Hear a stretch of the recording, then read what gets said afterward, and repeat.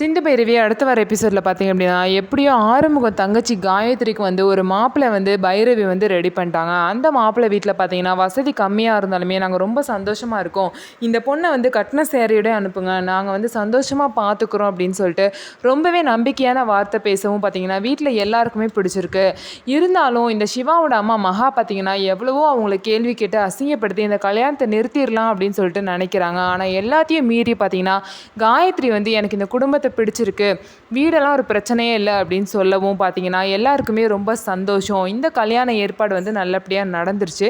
இருந்தாலும் பார்த்தீங்க அப்படின்னா மகா வந்து இந்த கல்யாணத்தை நான் நடக்க விட மாட்டேன் அப்படின்னு சொல்லிட்டு ஒரு முடிவாக இருக்காங்க.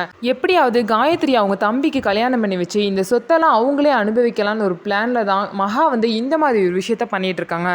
இது எல்லாம் பார்த்தீங்கன்னா சிந்துக்கிட்டையும் பைரவிக்கிட்டையும் நடக்கவே நடக்காது. எவ்வளோ பிரச்சனை பண்ணாலும் பைரவியும் சிந்துவும் சேர்ந்து காயத்ரி கல்யாணத்தை நடத்தி வைக்க தான் போகிறாங்க. இந்த மாதிரி தான் வரப்போகிற எபிசோடில் நடக்க போகுது. நம்ம வீடியோ உங்களுக்கு பிடிச்சிருந்தா நம்ம வீடியோவை லைக் பண்ணிக்கோங்க. அதுக்கப்புறம் மறக்காமல் நம்மளோட சேனலை சப்ஸ்கிரைப் பண்ணிவிட்டு பாருங்கள்.